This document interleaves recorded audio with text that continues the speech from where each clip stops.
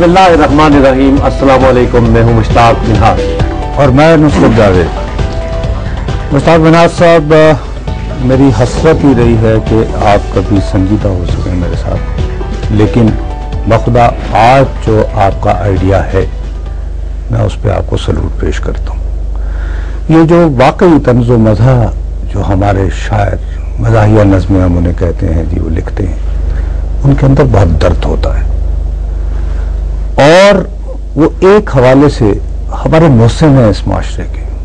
ایک معاشرہ جس میں انصاف نہ ہو، جس میں سیکیورٹی نہ ہو، جس میں روزانہ اٹھو اور کہیں بم کا دھماکہ ہو گیا، کہیں کیا ہو گیا، کہیں گورنر راج لگ گیا، کہیں اٹھ گیا، کہیں لڑائیاں ہو گئیں، کہیں این آر او ہو گئے، کہیں این آر او بدل گئے، جمہوریت کا جشن ہو گئے، جمہوریت بھی این آر او ہو گئی، وغیرہ وغیرہ وغیرہ. اس میں یہ لوگ ہمیں ایک طرح کی ریلیف دیتے ہیں، ہمارے دکھوں پہ مرہم رکھتے ہیں، اور تکلیف سے خود گزر کے اس پین کو محسوس کرتے ہوئے.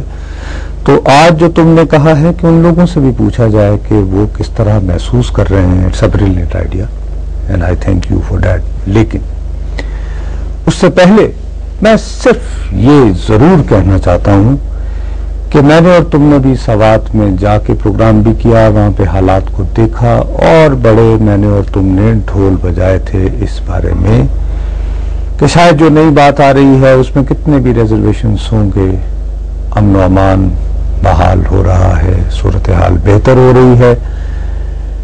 لیکن برادر، محسوس یہ ہو رہا ہے کہ امن و امان تو شاید بحال ہو رہا ہے، لیکن اسٹیٹ آف پاکستان، پاکستان کی جو ریاست ہے، اس نے آؤٹ سورس کسی اور کو کر دیا ہے.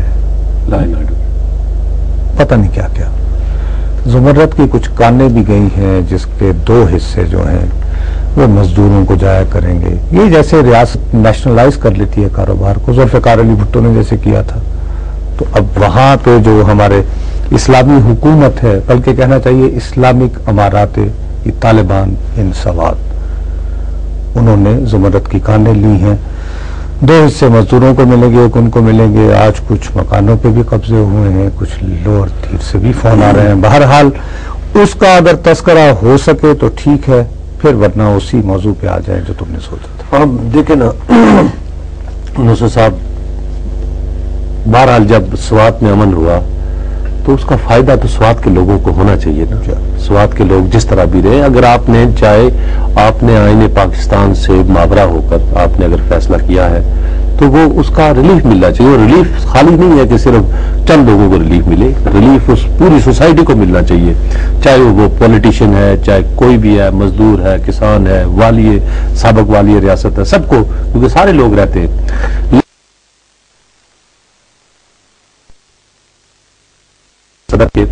صبح سب سے پہلے یہ خبر آئی کہ بحرین میں جو ان کا مقام تھا اس کو دھماکے سے اڑا دیا گیا. بعد میں پھر پتہ چلا کہ نہیں، دھماکے سے مقام تھوڑا اچھا تھا تو شاید اڑانے سے نہیں اڑانے والے نے سوچا کہ شاید بہتر ہے کہ نقصان ہو جائے گا، تو کچھ خبریں یہ آئی کہ ان پہ اوپر قبضہ بھی ہو گیا. اب وہاں پر نہ کوئی پولیس ہے کہ آپ جا کے رپورٹ درج کرائیں کہ یہ قبضہ گروپ نے میرے مکان پہ قبضہ کیا ہے. آپ وہاں سے چھپتے پھر رہے اور کوئی پوچھنے والا نہیں ہے، نہ کوئی عدالت ہے. میرا تو خیال ہے کہ اگر امیر مقام صاحب وہاں نظام عدل پہ اگر ان کو یقین ہے تو کسی قاضی کی عدالت میں جائیں اور چٹھی دے دیں، عرضی دے دیں، بلکہ خود پیش ہو جائیں، کہیں کہ بھائی صاحب، جناب قاضی صاحب، اس میں یار کچھ چیزیں نہ نکال لیں کہ آپ نے مشرف کو اس دن ملے تھے، یہ واقعہ ہوا تھا. نہیں دیکھیں، اب آپ ایک داد رسی کے لیے کوئی بھی آپ کا ماضی کوئی بھی ہے، دیکھیں امیر مقام صاحب کی اپنی سیاست ہے، اس کے ہم کریٹک ہو سکتے ہیں، ہم نقاد ہیں اس کے، لیکن اس کے ساتھ ساتھ وہ ایک شہری بھی تو ہے. وہاں پر کوئی بھی ہو سکے، آپ وہ چودھری شجاع صاحب کا بھی گھر ہو سکتا ہے، وہاں پر آپ سرانجام خان صاحب کا بھی ایک گھر میں نے خود دیکھا ہوا ہے. اس کے علاوہ بڑے بڑے لوگوں نے وہاں ولی خان کا گھر تو شاید وہ مسمار کر ہی وہ تو پہلے سے ظاہر ہے، وہ تو یا قبضہ ہے، اللہ کے شیروں کو آتی نہیں روح، وہ تو پہلے سے آلریڈی جو ہے نا، وہ میرے خیال میں ان کے وہ نہیں ہے دسترس میں. لیکن بہرحال ہے بڑے افسوس کی مقام کہ امیر مقام کے مکان کا قبضہ جو ہے شاید ان کو ملے یا نہ ملے، لیکن یہ ایک سوالات بہرحال ضرور جنم دے رہا ہے یہ سارا. اور سوالات خالی اتنے ہی نہیں ہیں، لور دیر وغیرہ سے بھی باتیں آ رہی ہیں کہ وہاں پہ بھی کچھ اس طرح کے واقعات ہو رہے ہیں. لاہور میں بھی کچھ اس طرح کا لگ رہا ہے، شاید اب کچھ شہباز شریف صاحب، اچھا بائی دا وے یار شہباز شریف آئے، آئی ایم سوری یار میں بھول گیا، وہ تمہیں یاد ہوگا وہ جو ایکسپریس کے ہمارے نعیم اللہ خان جن کے بارے میں جن کا جگر تھا وہ تھا، اور ان کا چائنا میں ہو گیا تھا لیکن ان کے وسائل نہیں تھے. تو آج چیف منسٹر، تمہیں یاد ہوگا جب ذکر ہوا تو میں نے تمہیں کہا گورنر صاحب سے بات کر لیتے ہیں بھائی اور وغیرہ وغیرہ. تو بہرحال چیف منسٹر صاحب جناب شہباز شریف صاحب نے آج جب انہوں نے ٹیک اوور پراپرلی کیا تو پہلی سمری انہوں نے وہ 70 لاکھ دی ہے، نعیم اللہ خان کے 70 لاکھ روپیہ. لیکن اس کے بعد انہوں نے وہ یہ بھی ورڈ تھے کہ کیا ان کی بیک اپ سپورٹ کا بھی کوئی انتظام ہوگا یا نہیں.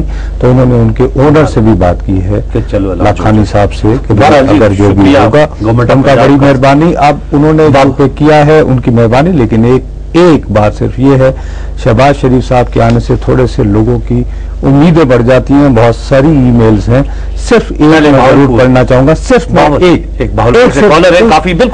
مختصر سی بات ہے، صرف ایک مختصر سی بات ہے.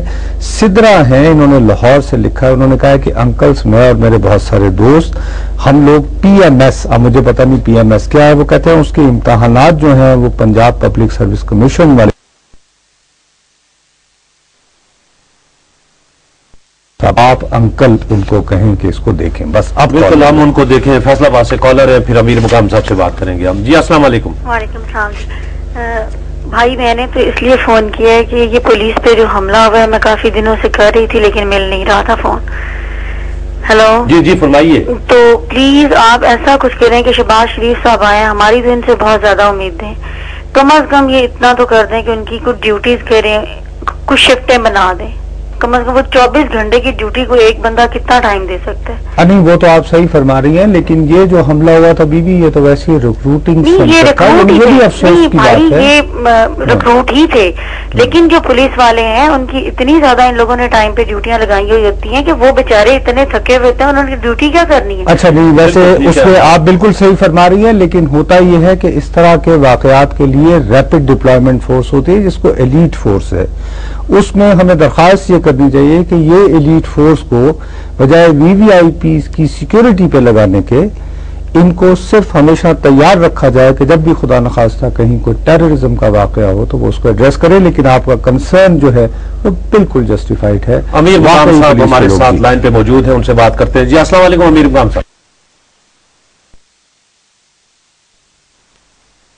گھر ان کے قبضے پہ چلا گیا ہے، کیا ریلیف ہے، کیا آپ جائیں گے، کیسے قبضہ چھڑائیں گے، کیا ہوا، تھوڑی سی آپ اپنے ہم سے جذبات کر سکتے ہیں. واقعہ جو ہے مجھے تو کل رات کوئی 3 بجے میرے چوکیداروں نے فون کیا، جو میرے گھر میں 2 چوکیدار تھے.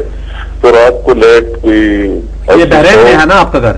80-100 بندے مسلح بحرین میں جو میرا گھر ہے مسلح بندے وہی گئے اور ان کو زود کو کر کے مارا پیٹا بیچاروں کو، ان کو باہر نکالا اور گھر میں اندر گھس گئے 80-100 بندے. اور ابھی جب آپ بات کر رہے تو اس ٹائم تک بھی وہی بدستور موجود ہے. اور ان کی جو میرے لیے پریشانی ایک طرف کہ میرے گھر میں گھس گئے، وہ خالی گھر تھا، وہ ایک ہی طرف میں افورڈ بھی کروں گا، پہلے بھی اس طرح واقعات ہوئے، مگر وہی جو علاقے کے لوگ ہیں تو ان کو بڑی پریشانی ہے. بحرین آپ دونوں نے جاوید صاحب نے آپ دونوں نے دیکھا ہوگا، آپ گئے ہوں گے، وہی کافی آبادی ہے ہزاروں کی. تو وہ لوگ کافی پریشان ہیں کہ اس کا کیا مطلب ہے کہ 80-100 بندے اچانک، یہ پہلا واقع ہے اسی علاقے میں اچانک یہاں آئے، ان کی کیا. اچھا امیر مقام صاحب جیسے آپ سے بات ہونے سے پہلے، امیر مقام صاحب آپ سے بات ہونے سے پہلے مشتاق سے بات کر رہے تھے کہ ہمیں پورے پاکستان میں یہ باور کروایا گیا ہے کہ وہاں پہ نظام عدل آ گیا ہے. تو یہ سجیسٹ کر رہے تھے آپ نے کسی سے شکایت کی ہے اس کی پراپرلی؟ دیکھیں نا اگر کسی کے گھر پہ قبضہ ہوگا لاہور میں، گجرانوالہ میں، فیصلہ آباد میں، وہ کوئی ایف آئی آر لکھوائے گا، کسی کے پاس اپنی فریاد لکھے گا. ایک دلچسپ بات یہ ہے کہ مجھے خود وہی جو گورنمنٹ کے لوگ ہیں انہوں نے مجھے فون کیا صبح کہ ہم یہ ٹی وی میں دیکھ رہے ہیں کہ یہ آ رہا ہے تو آپ ہمیں بتا دیں، کیونکہ ہمارا وہ میں کوئی بند ہے نہ ہمارا ریٹ ہے. مجھے خود ڈی سی او نے صبح فون کیا 10 بجے، اور خوشحال خان نام ہے ڈی سی او سوات کا، اس نے مجھے خود فون کیا اور